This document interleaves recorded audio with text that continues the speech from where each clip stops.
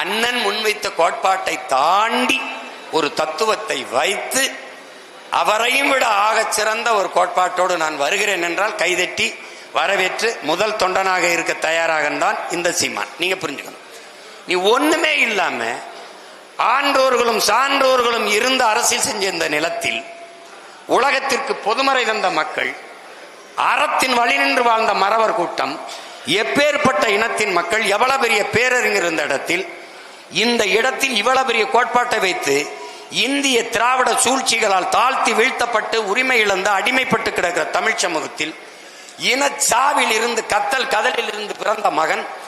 கருணாநிதி ஜெயலலிதா என்ற மிகப்பெரிய ஆளுமைகளை ஊடறுத்து 1.5 ஆண்டுகளுக்கு மேலே சிறையில் இருந்து 220 வழக்குகளை போடப்பட்டு ஏறாத நீதிமன்ற படிக்கட்டில்லை, தொழில் செய்ய முடியாது, கடவுச்சீட்டில்லை, ஒரு நாட்டுக்கு பறந்து செல்ல முடியாது, எங்கேயும் போக முடியாது, எல்லாத்தையும் விட்டு என் மொழி, என் இனம், என் நாடு, என் மக்கள் அவர்களின் எதிர்கால பாதுகாப்ப நல்வாழ்வு என்று நின்று ₹1 வாக்குக்கு காசு கொடுக்காமல்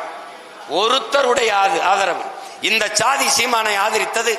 இந்த மதம் இவனை ஆதரித்தது, இந்த முதலாளி இவனுக்கு நிதி கொடுத்தான் என்று அது பிச்சை எடுத்து திரள் நிதி என்று திரட்டி, அதை கூட திமுக கேள்வி பண்ணும், பிச்சை எடுத்து கட்சி நடத்தி போராடி 4,50,000 வாக்கு 1.1 இருந்து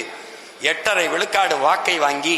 தனித்து நின்று அங்கீகாரம் பெற்ற ஒரே அரசியல் கட்சியா வந்து இவ்வளவு தூரம் ஏறி ஒரு கவனத்தை பெற்று இந்த திராவிட கட்சிகளை வீழ்த்தி மேலே ஏறி தமிழ் தேசிய அரசியலை கட்டி நிறுவலாம்ங்கிற போது திடீர்னு உள்ள வந்து திராவிடமும் தமிழ் தேசியம் ஒண்ணுதான், மறுபடியும் பெரியார், மறுபடியும் அண்ணா, மறுபடியும் எம்ஜிஆர் அப்படின்னா கோவம் வருமா?